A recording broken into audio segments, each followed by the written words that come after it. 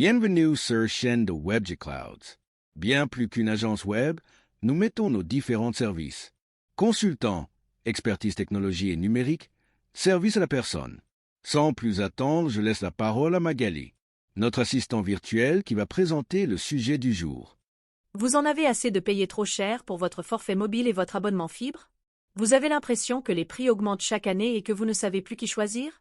Dans cette vidéo, je vais vous donner toutes les clés pour optimiser vos coûts télécom, étape par étape. Peu importe que vous soyez en zone très couverte ou complètement en zone blanche, vous repartirez avec un plan clair pour payer moins et avoir mieux. Vérifiez la couverture réelle.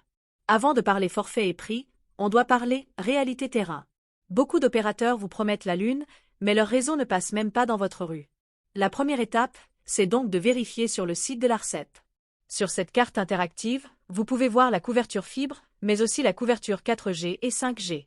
Si vous êtes en zone blanche, inutile de rêver, la fibre ne marchera pas et il faudra envisager des solutions alternatives comme la box 4G ou le satellite.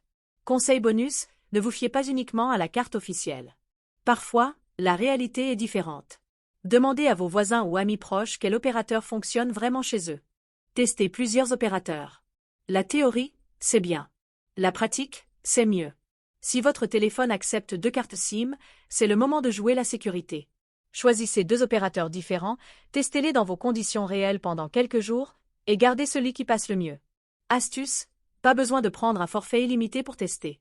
Un petit forfait à 5 gigaoctets de data suffit pour savoir si le réseau est stable. Et oui, avoir 2 opérateurs, c'est un petit coût supplémentaire, mais cela évite de se retrouver sans connexion le jour où un réseau tombe en panne. Connaître sa consommation réelle. Beaucoup de gens prennent des forfaits énormes au cas et finissent par utiliser 20% de ce qu'ils paient. Pendant 3 mois, notez combien de gigas vous consommez réellement. La plupart des smartphones permettent de voir cette info dans les paramètres. Une fois que vous avez cette moyenne, vous pourrez choisir un forfait qui correspond vraiment à vos besoins. C'est la base pour éviter de payer trop. Pensez au MVNO. Si vous voulez réduire vos coûts, regardez du côté des MVNO. Ces opérateurs virtuels louent les réseaux des grands, mais proposent souvent des prix plus bas. L'inconvénient? En cas de saturation, votre connexion passe en second. Ce n'est pas gênant pour la majorité des usages, mais si vous faites beaucoup de visio ou de streaming en 4G, vous pourriez le sentir. Adaptez l'offre à votre vie numérique. Chaque vie numérique est différente. Un étudiant qui télécharge beaucoup de vidéos n'a pas les mêmes besoins qu'une personne qui travaille en télétravail ou qu'un retraité qui lit ses mails. Établissez votre profil numérique et adaptez votre budget en conséquence. Cela vous évitera de payer pour des services que vous n'utiliserez jamais.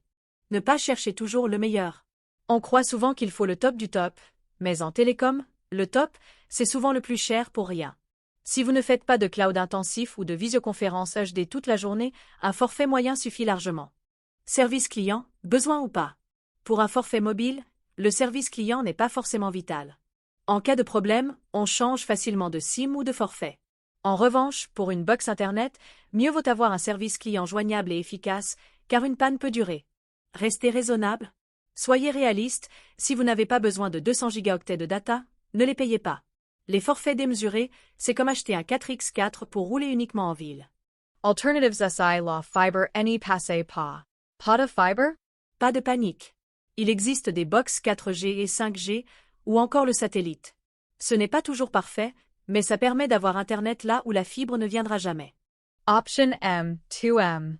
Une option méconnue, les offres M2M, conçues pour les objets connectés. Elles peuvent être intéressantes pour certains usages spécifiques, surtout si vous avez besoin de connectivité permanente mais légère. Optimisez selon ses déplacements.